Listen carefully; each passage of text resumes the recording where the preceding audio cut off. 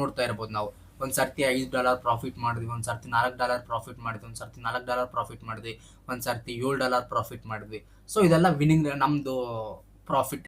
ನಮಸ್ಕಾರ ಮಿಲೆನಿಯರ್ಸ್, ಇವತ್ತು ನಾವು ಈ ವಿಡಿಯೋದಲ್ಲಿ ಕ್ರಿಪ್ಟೋ ಮಾರ್ಕೆಟ್ನ ಬೆಸ್ಟ್ ಬ್ರೋಕರ್ ಆಗಿರುವಂತಹ ಜೊತೆಗೆ ಇಂಡಿಯಾದಲ್ಲಿ ಲೀಗಲ್ ಆಗಿರುವಂತಹ ಬೆಸ್ಟ್ ಬ್ರೋಕರ್ ಅಂದ್ರೆ ಅದು delta exchange. Delta exchange broker ನಾವು ಯಾವ ತರಹ ಯೂಸ್ ಮಾಡಬೇಕು ಅನ್ನೋದನ್ನ ಈ ವಿಡಿಯೋದಲ್ಲಿ ತಿಳ್ಕೊಂಡು ಬರೋಣ.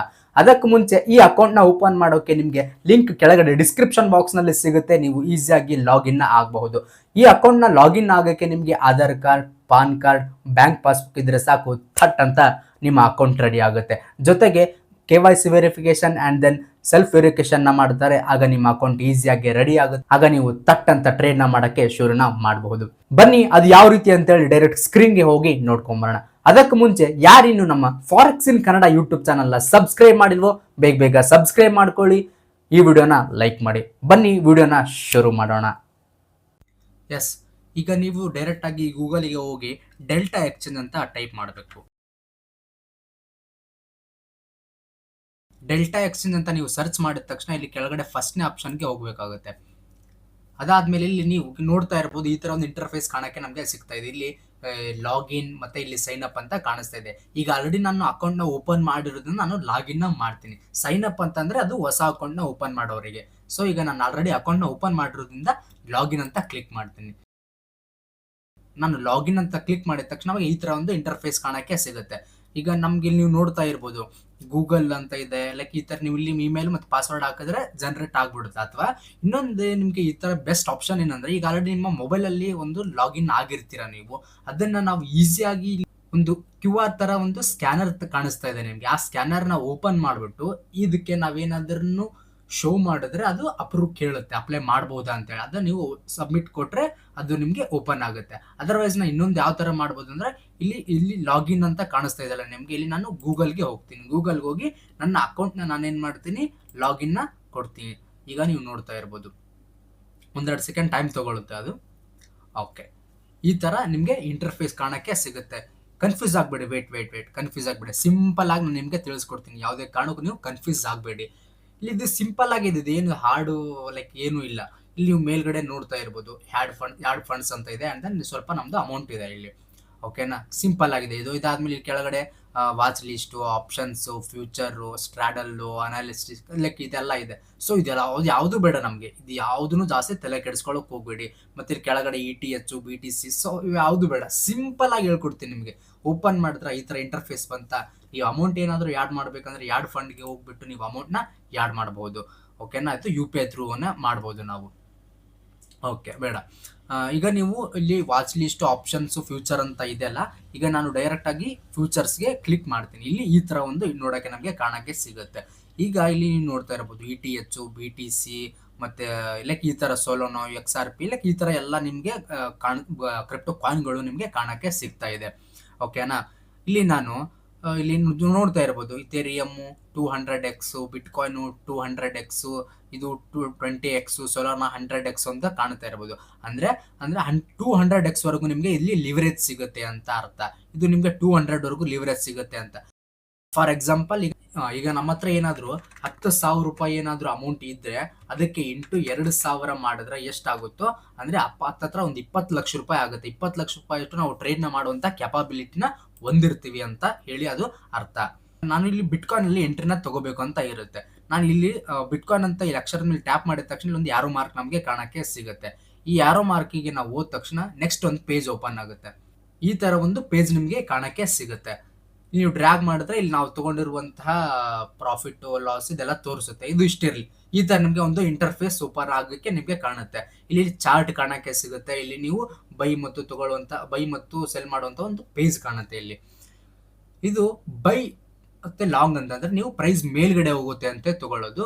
ಇಲ್ಲಿ ಸೆಲ್ ಮತ್ತೆ ಶಾರ್ಟ್ ಅಂತ ಅಂದ್ರೆ ನೀವು ಮಾರ್ಕೆಟ್ ಕೆಳಗಡೆ ಬರುತ್ತೆ ಅಂತ ಹೇಳಿ ನೀವು ತಗೊಳ್ಳೋದಾಗಿರುತ್ತೆ.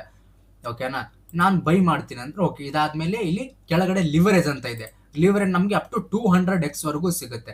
ನಮ್ಗೆ ಎಷ್ಟು ಬೇಕು ನಾವು ಅದನ್ನ, ನಿಮ್ಗೆ ಎಷ್ಟು ಬೇಕು ರಿಕ್ವೈರ್ಮೆಂಟ್ ಇರುತ್ತೆ ಅಷ್ಟು ನೀವು ಅದನ್ನ ಅಡ್ಜಸ್ಟ್ ಮಾಡ್ಕೋಬಹುದು. ಅದಾದ್ಮೇಲೆ ಸೆಟ್ ಅಂತ ಕೊಟ್ರೆ ಅದು ಸೆಟ್ ಆಗುತ್ತೆ. ಈಗ ನಾನು 100x ಅಲ್ಲೇ ಇದೆ.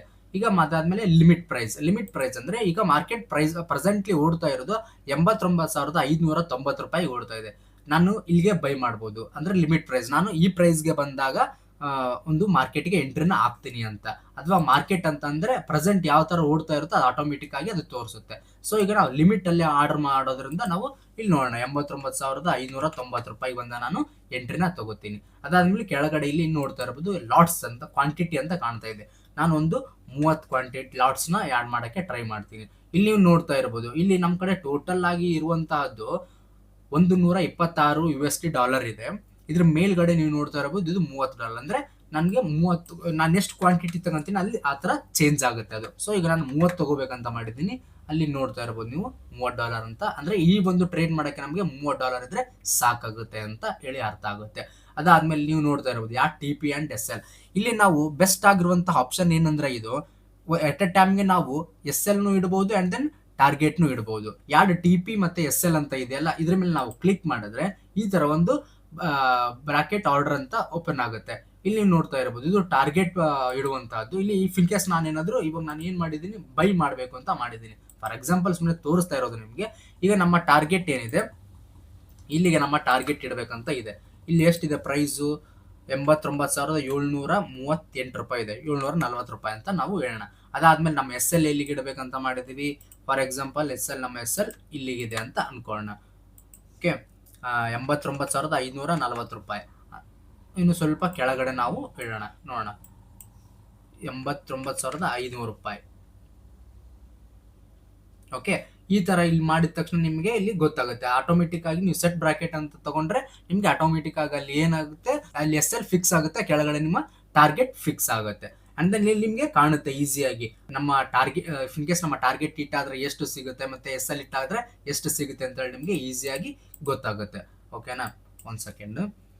89,600 ಕೊಟ್ಟು ನಾವು ಇಲ್ಲಿ ಪಿ ಟಿ ಎಲ್ ಹೊಡೆದ್ರೆ ನಮ್ಮ ಎಸ್ ಎಲ್ 89,500. ಓಕೆ, 89,640. ಓಕೆ, ಇಲ್ಲಿ ನೀವು ನೋಡ್ತಾ ಇರ್ಬೋದು. 1 ಸೆಕೆಂಡ್. 89,720. ಓಕೆ, ಇಲ್ಲಿ ನೀವು ನೋಡ್ತಾ ಇರ್ಬೋದು. ಇಲ್ಲಿ ನಾನು ಈ ಲೆವೆಲ್ಗೆ ಏನಾದರೂ ಎಂಟ್ರಿ ತಗೊಂಡ್ರೆ ನನ್ನ ಎಸ್ ಎಲ್ ಎಷ್ಟಾಗುತ್ತೆ, $3 ಆಗುತ್ತೆ. ನಮ್ಮ ಟಾರ್ಗೆಟ್ ಏನಾಗುತ್ತೆ, $3.59 ಆಗುತ್ತೆ ಅಂತೇಳಿ. ಸಿಂಪಲ್ ಇಷ್ಟೇ, ಬೇರೆ ಇದ್ರಲ್ಲಿ ಕಾಂಪ್ಲಿಕೇಟೆಡ್ ಮಾಡುವಂತಹದ್ದೇನು ಇಲ್ಲ, ಸಿಂಪಲ್ ಆಗೇ ಇದೆ ಇದು. ಓಕೆನಾ, ಇದಾದ್ಮೇಲೆ ಈ ತರ ನಾವು ಸೆಟ್ ನ ಮಾಡ್ಕೋಬಹುದು.